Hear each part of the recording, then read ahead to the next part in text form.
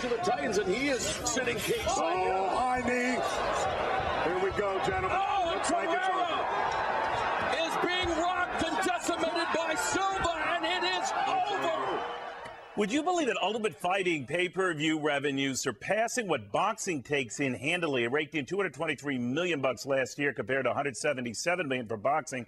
My next guest thinks that it could knock out boxing altogether. Kelly Perdew is president of ProElite.com, which hosts a lot of these events. But you may know him, of course, as the second Apprentice winner. Also with us is Jake Shields, a mixed martial arts fighter. Welcome, gentlemen, to both of you. Thanks for having us, Neil. Jake, to you first. Did you ever see the day that you would be outrating some of the most celebrated boxers of all time? Actually, I didn't. You know, I've been in this sport about 7 years, and back when I was fighting, we were fighting like we had to go to Indian land to fight. We weren't even allowed to fight in California. It was illegal almost everywhere. Everyone was against it, and this is great seeing it. Last 2 years, it got on TV. It's everywhere now. It's just blowing up. I used to have to go in Japan to fight to make any money, and now having it blow up in America is awesome. Kelly, what is driving this? Is it just disgust with boxing and the multiple title holders and the confusion and the fact that, you know, the bouts always seem boring? What's driving it? Well, mixed martial arts is an incredibly exciting sport. I guess since kind of the beginning of time, if you go back to the gladiators, people wanted to watch people go into a ring or a cage or an area and fight with one another. It's real.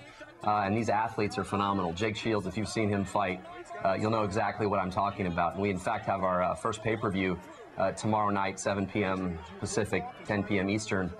You can check local listings for that, and Shamrock is going to fight. Kelly, I knew you would market something while you were here. So, Jake, let me ask you this. I mean, when you've been in this for 7 years, and 7 years ago, it was almost, you know, like Dodge City. I mean, anything goes. Now, of course, there are strict rules. Has that helped or hurt the sport, or at least the appeal of it?